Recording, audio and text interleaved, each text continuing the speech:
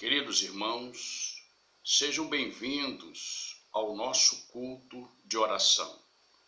Mesmo separados pelo isolamento social, estamos congregados em espírito e unidos no propósito de que, em nossos lares, sermos a igreja em fervente oração. Continuamos em obediência ao ensino e também na súplica e nos agradecimentos a Deus que nos tem atendido. Gostaria de refletir nesse momento no chamado de Cristo à oração. Ele se encontra no Evangelho de Mateus, capítulo 6, verso 6. Mas quando você orar, vá para o seu quarto, feche a porta e ore ao seu Pai, que está em secreto. Então seu Pai, que vem em secreto, o recompensará. Recompensar aqui tem a ideia de segurança. O que o Senhor Jesus Cristo está dizendo é que toda vez que nós fazemos da oração aquilo que é o nosso motivo de louvor, de agradecimento, também nós alcançamos segurança, ou seja, Deus responde nos dando segurança. A palavra orar tem como significado declaração dirigida a Deus com o intuito de conhecer a sua vontade, mostrando que Deus é sua segurança. Ao orarmos, ao praticarmos a oração, o que nós estamos adquirindo, na verdade, é segurança para a nossa vida. Porque a premissa básica de todo o Evangelho e a premissa básica também no Antigo Testamento é a preservação da vida. Temos na história bíblica o exemplo de um servo de Deus que fez da oração seu veículo de adoração. Esse servo é Daniel. Na sua história, presente no livro que leva o seu nome, seu hábito de orar era conhecido no Palácio Real. Todos sabiam que ele era um homem de oração. Essa sua prática o tornava próspero no seu trabalho e causava nos demais uma inveja, um egoísmo doentio. Eles, então, idealizaram um plano que consistia na morte de Daniel. Ele deveria adorar o rei e orar somente ao seu Deus. Veja bem a elaboração do plano. Como eles sabiam que Daniel era fiel a Deus, então eles elaboraram um plano para que ninguém pudesse adorar outro Deus e, acima de tudo, orar a esse outro Deus.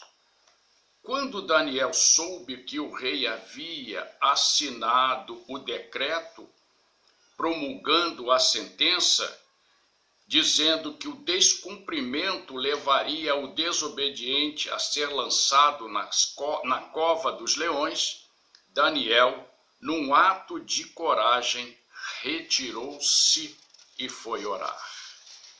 Interessante como Daniel projeta para si a maneira de poder vencer aquela dificuldade. Convido-os a essa bela leitura em Daniel, capítulo 6, verso 10. Quando Daniel soube que o decreto tinha sido publicado, foi para a sua casa, para o seu quarto, no andar de cima, onde as janelas davam para Jerusalém, e ali fez o que sempre costumava fazer. 3 vezes por dia, ele se ajoelhava e orava agradecendo ao seu Deus. Ações interessantes. Primeiro, não teve medo do decreto. Segundo, não mudou sua rotina. Terceiro, tudo que ele fazia a partir do agradecimento que ele dava a Deus por ser Deus a sua segurança, por ser Deus aquele que recompensava a sua fidelidade. O convite de Jesus e a forma testemunhal de Daniel nos levam a duas lições. Elas são preciosíssimas para aqueles que procuram pela oração ter sua vida marcada pela dependência à vontade de Deus. A vontade de Deus para nós é algo finalizado. Tudo que fazemos, tudo que projetamos em nossa vida, nós só veremos a realização delas, daquilo que nós queremos alcançar, através da nossa vida marcada pela dependência à vontade de Deus. E a vontade de Deus inclui que nós tenhamos um relacionamento com Ele mediante o tempo e o momento que passamos na prática da oração. A vontade de Deus, quando a desejamos, constrói em nós o caráter espiritual que é a transparência do seu agir em nossos atos. Quando estamos debaixo da vontade de Deus, o nosso agir, os nossos atos, a maneira como nos portamos, ressalta exatamente a transparência da vontade de Deus em nossas ações. As lições, portanto, mostram como ser a transparência de Deus construída pela oração. A transparência construída pela oração. Quem se exercita na oração deve ser íntegro diante de Deus. Íntegro aqui significa irrepreensível. Daniel era assim, um homem íntegro, irrepreensível. Esse agir em integridade, ou seja, na luz divina, incomoda os que estão em trevas, mas eles reconhecem que é o cumprimento da lei de Deus. Vejamos pela leitura o testemunho dos adversários de Daniel. Daniel capítulo 6, verso 5. Jamais encontraremos algum motivo para acusar Daniel, a menos que seja algo relacionado com a lei de Deus, do Deus dele, ou com a lei de Deus que ele o serve. O testemunho de Daniel era tão marcante, tão irrepreensível, que o próprio rei queria colocá-lo como o principal líder do seu império. A maneira como Daniel se portava era impressionante.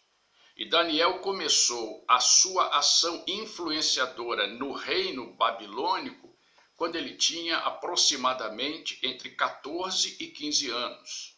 Ele passou pela prova diante de Nabucodonosor, mostrando que ele tinha um conhecimento 10 vezes maior do que os outros candidatos que estavam junto com ele. Daniel não se contaminou, é o que diz o texto a respeito dele, e também de Ananias, Azarias e Misael. Quem se exercita, em segundo lugar, na oração, é exaltado por Deus e por Cristo. Na condenação que Cristo faz aos fariseus e mestres da lei, em Mateus capítulo 23, verso 12, é importante pensarmos nela e retirarmos dela ensinamentos, ou melhor, ensinamento. Pois todo aquele que a si mesmo se exaltar será humilhado, e todo aquele que a si mesmo se humilhar será exaltado. Todo aquele que a si mesmo se exaltar será humilhado, e todo aquele que a si mesmo se humilhar será exaltado. Se formos apanhados cumprindo os mandamentos de Cristo e seus preceitos, e por isso formos acusados, bem-aventurados somos. Se porque somos fiéis e íntegros diante de Deus, então é importantíssimo que nós saibamos que Deus se agrada dessa nossa posição de integridade, de fidelidade e de lealdade a Ele. Nosso nível espiritual, então, será a transparência de Cristo. O nosso nível será, então, a transparência de Cristo. Na investigação feita pelos adversários de Daniel, eles o encontraram orando. Apesar de toda a circunstância difícil, apesar de tudo aquilo que estava preceituado no decreto do rei, Daniel não temeu. Fez da oração a sua segurança, fez da oração a sua dependência, fez da sua oração o cumprimento da palavra de Deus. Podemos então concluir que nesse tempo de isolamento social, onde nós estamos enfrentando muitas vezes dificuldades que não as conhecemos e que são desafiadoras, nós devemos nos aproximar da oração, tendo como lema a recomendação paulina em 1 Tessalonicenses 5,17, orai sem cessar. Queridos irmãos, nesse momento, agora, na nossa quarta-feira, onde temos o privilégio de orarmos, aonde nos nossos cultos presenciais orávamos uns pelos outros, que nós podemos praticar isso agora em nossos lares.